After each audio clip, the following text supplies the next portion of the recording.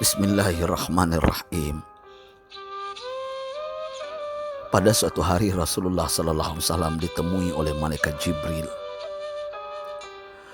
Rasul pun bertanya, "Ada apa wahai Jibril?" Jibril menjawab, "Wahai Muhammad, sesungguhnya hari ini Allah Subhanahu wa Ta'ala sedang mengobarkan nyala api neraka, dan seluruh para malaikat amat ketakutan. Mereka tidak tahu harus bagaimana. Untung aku ingat," kata Jibril, "bahwa engkau Muhammad adalah sumber cinta dan sayang Allah Subhanahu wa Ta'ala kepada alam semesta. Dengan alasan itu aku kesini, bertabaruk mengambil berkah dengan cinta Allah kepada dirimu, ya Rasulullah, ya Muhammad."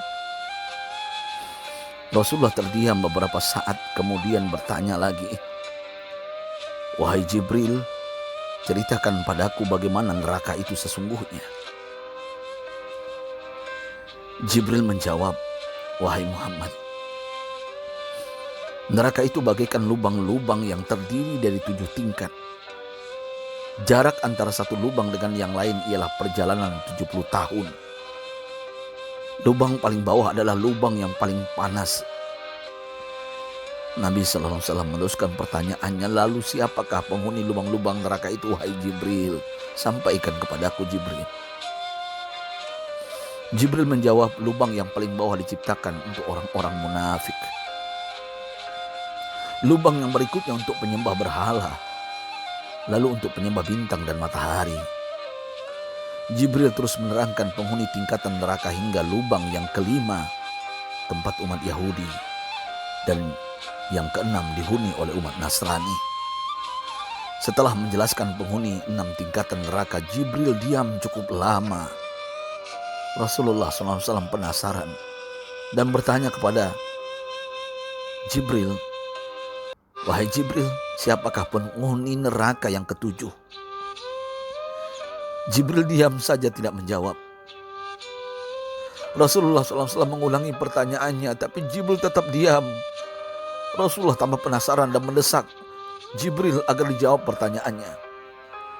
Akhirnya Jibril pun berkata, "Umatmu wahai Muhammad, mereka itu para pelaku dosa besar di kalangan umatmu, yang dimana sampai mereka mati belum sempat bertaubat." Mendengar jawaban Jibril, Rasulullah langsung jatuh pingsan. Jibril merangkulnya dan meletakkan tubuh baginda di atas pangkuannya. Tak berapa lama Rasulullah SAW sadar dan langsung menangis bersimbah air mata dengan terisak-isak. Rasulullah mempertegas pertanyaannya, "Wahai Jibril, apakah benar ada di antara umatku yang masuk neraka?" Jibril menjawab, "Benar wahai Muhammad, pelaku dosa besar di antara umatmu yang belum bertaubat." Setelah itu Rasulullah menghadap kiblat dan sujud kepada Allah dalam isak tangisnya. Sesekali dengan suara pelan beliau membisikkan kata-kata, "Ummati ya Rabb, ummati, ummati, ummati." Beliau SAW tidak mengangkat kepalanya dalam keadaan seperti itu selama 3 hari 3 malam, kecuali setiap Bilal bin Rabah mengumandangkan azan, barulah beliau bangkit untuk menjadi imam, dan setelah itu kembali sujud lagi. Pada hari ketiga Abu Bakar menyadari hal ini, beliau mengetuk pintu Rasulullah dan mengucapkan salam 3 kali, namun tidak terdengar jawaban. Abu Bakar sedih dan berseru di hadapan pintu Nabi besar Muhammad SAW, "Apakah ada jalan untuk masuk ke rumahmu ya Rasulullah?" Tetap tidak ada jawaban. Di jalan Abu Bakar bertemu sahabat Umar. "Mengapa engkau menangis wahai Abu Bakar?" kata Umar. Abu Bakar menceritakan keadaan Rasulullah SAW. Maka Umar pun melangkah menuju rumah Rasulullah dan terjadilah hal yang sama. Umar pun pulang dan menangis. Di jalan Umar bertemu sahabat Salman Al-Farisi. Dengan terisak Umar bercerita kepada Salman hingga membuat dia amat sedih, namun tidak berani mengulangi hal yang sama. Salman melangkah menuju rumah Fatimah radhiyallahu anha dan menceritakan hal itu. Setengah berlari Fatimah menuju rumah ayah tercinta dan mengetuk pintu sambil mengucapkan salam.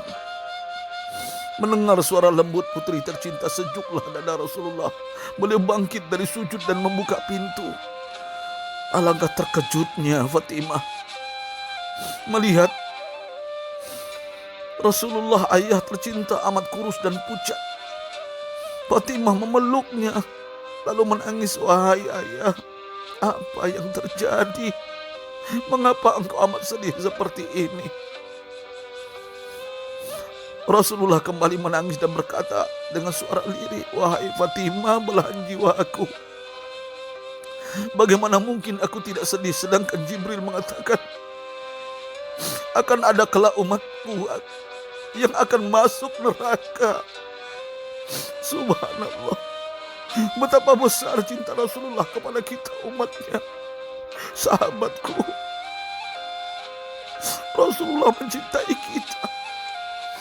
Antaman ma'aman ahbabta, engkau akan berkumpul dengan orang yang kau cintai. Mari kita mencintai baginda Nabi besar Muhammad SAW yang mencintai kita umat yang tidak rela kita masuk neraka.